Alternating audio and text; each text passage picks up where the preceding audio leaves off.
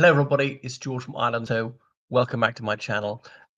Anyway, I've been reading the Labour manifesto. It's published 6 days ago. So, just after the general election was called. So, patently, they'd had it ready for some time because there was speculation about the general election being called earlier this year.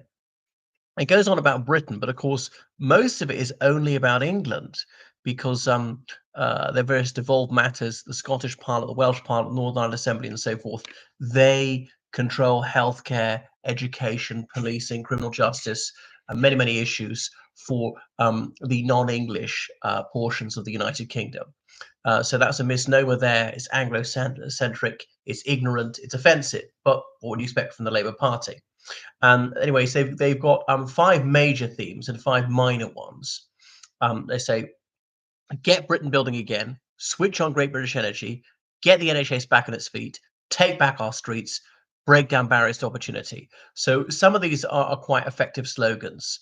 So go through them again. Get built Britain building again, and that's because they say that the building of housing units has not kept pace with the population. There's this housing cost of living crisis. A lot that's due to the accommodation, the biggest single outgoing. I remember when it was sort of 25% of my income was spent on rent, and when a lot of people would be much more than that these days. People living in ever more cramped conditions, and getting on the housing ladder is more and more difficult. In London, a millionaire is somebody who bought a flat in the 1980s. I know someone who's a midwife back, it was very badly paid, and her two-bedroom house with a garden in an average part of London, that's worth over £800,000. The way property prices are going, should be a property millionairess in a few years' time. And then switch on Great British Energy. So yeah, and with a symbol as a wind turbine, really to go further with the renewables, and they're appealing to those who are with an ecological bent as well as just wanting more energy independence. Okay, so that's partly appealing to the youth. What else? So much of it is driven by the demographics that they are targeting. Get the NHS back on its feet, and almost everybody will agree with that. So it's been an abysmal record, but there's really a black hole in their finances. How on earth are they going to pay for this? Getting the NHS waiting lists down so much, hiring more medical staff, more appointments. So it's completely inconsistent. It's not remotely believable. Absolutely impossible when they're pledging they will not increase taxes at all. So that's going to be a massive lie. Either they are going to increase taxes, and I would if I was in charge, or else they're not going to improve the NHS certainly that much. It's all from supposedly efficiency savings and cutting red tape. Labour's the party of red tape. Red tape's called red for a reason as well. And of course, the Conservatives have been disgraceful. Supposedly the party of small government who, administer us to death. And we thought we need a revolution with regards to bureaucracy. And I mean nothing less than a revolution. And it only ever gets worse. Right, so it's just like really unworthy of belief. It's totally dishonest of them. Take back our streets in terms of policing, a police helmet there, which really is criminalizing people for looking at people or saying something that someone else doesn't agree with. So just more oppression, more of a police state is what it's going to be about, whilst leaving real crime unpunished. And break down barriers to opportunity with a light bulb. So it goes into them in detail. Now, much of this is couched in the woolliest generalities. Obviously, they're cunning enough not to paint themselves into a corner by committing to a datum in most cases. But there are cases they actually have given us a statistic. That'll be their benchmark. So they begin off by lacerating the Conservative policy about slow economic growth. Obviously, not a word about COVID or the Ukraine war or the terrible economic situation the Conservatives inherited from Labour. But admittedly, obviously, Conservatives have to carry the can somewhat, or at least partly responsible for the difficult situation the United Kingdom follows itself in. And then it's lifted this phrase, this kind of naff truism that you hear politicians of all parties say, if you work hard and play by the rules, you'll get on. Okay. So it's written in rather colloquial language, beginning with words like "but." So there'll never be a word of more than 4 syllables. So try and fairly simple a vocabulary. So written in journalese. Okay, so they want growing the economy on secure foundations. So it's these sort of truisms and how would I put them? This is sort of worthless language. because who's going to disagree with that? As a sort of feel good factor. Of course, very few people read political manifestos. Any anoraks like me. But this will hoodwink some people. And obviously, the Conservative Manifesto is going to be out in a fortnight time, and it'll be just as anodyne. Right. Deliver to stability with iron discipline. Well, that sounds good. But the iron discipline is that's going to be their defense against actually spending more. Okay, so they say they're going to build 1.5 million new homes, which is achievable because they're going to, concrete over the green belt and so on, the National Wealth Fund and so on. Okay, this is their long-term plan for growth, economic stability, certainty, and tough fiscal rules, creating the climate for low inflation. Well, the inflation actually is quite low, isn't it? Below 3% now. I mean, if Sunak had waited the last minute, it'd probably be down to 2%. So that's normal. But obviously, they want to keep it there, and there was a dreadful high inflation some years ago. But that would definitely be a good thing. So these are sort of valence policies because whatever ideology, we all want low inflation, we all want affordable housing, we all want full employment, and so on. Um, okay, so well-paid jobs with industrial strategy to back key sectors like science, tech, financial, clean power, and creative industry. Great. What's well paid? 20 grand, 30 grand.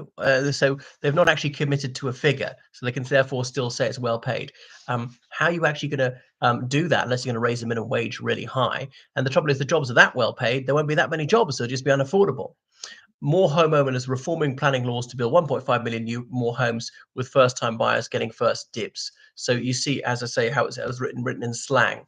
But fascinating, the so-called Socialist Party is committing to capitalism, to Thatcherite policies of wanting to own homes, not just rent them. So higher living standards in all parts of the country. How much higher? And what is a higher living standard? Is that solely financial, or is it like quality of life? I mean, usually it just means in money. So with no explanation of how they intend to achieve this, even if you read into the detail. A living wage and more security at work, an end to zero-hour contracts, hire, fire and rehire. Well, business sector is really against this. Labour says it's the party of business. Well, you're not if you're against zero-hour contracts. But anyway, so they're obviously in hock to their trades union paymasters. Now, I'm not against trades unions myself. I'm a member of one. But anyway, we'll go on. So they attack Liz Truss, and fair enough, she deserves to be lacerated. And talking about crashing the economy.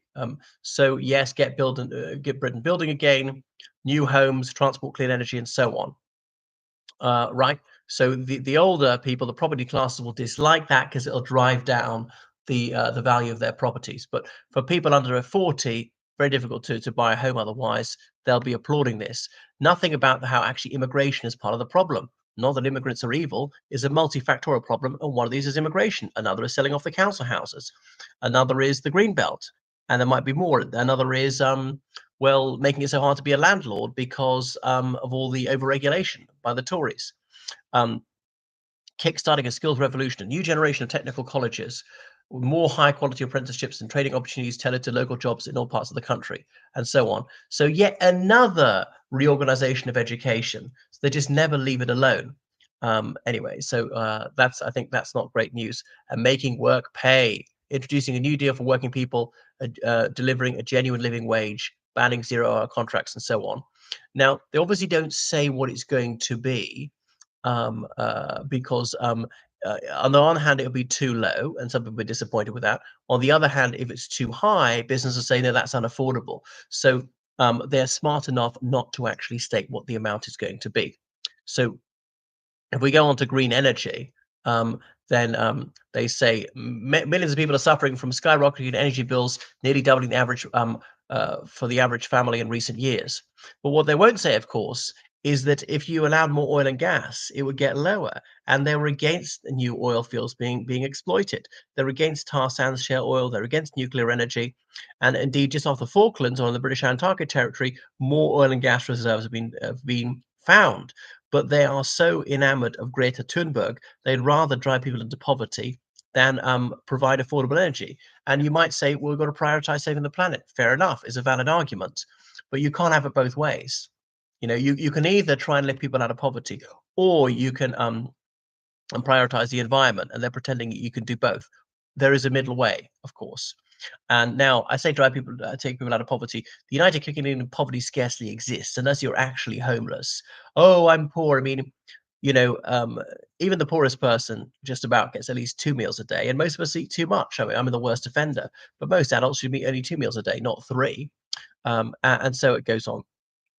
So this is not remotely believable or respectable.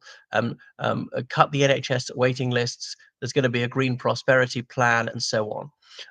Now, how they want that there are some statistics about how much solar power and wind power, and where the consolers have really failed is by having you have to have the planning permission for onshore wind, which is ridiculous, which Cameron brought in. Obviously, to abolish that, I would put wind turbines everywhere, and once we have 100% renewable, then we can get fussy and refuse some that rise source. But I would just prioritize this. And we've gone for this like crazy for the past 12 years. The United Kingdom wouldn't be sort of 22% renewable as it is now. It would be like double that quite easily, and the bills would be lower.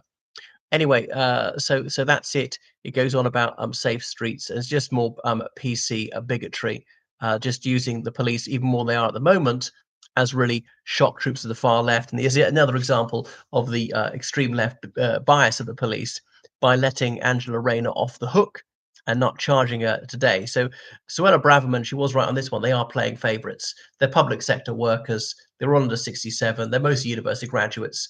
So you'd think that about 80% of police officers are anti-conservative. All right. Thank you so much for watching my channel. Make sure you subscribe and donate on PayPal. Right. Goodbye, everyone. So PayPal's georgecallahan79 at gmail.com. Toodaloo.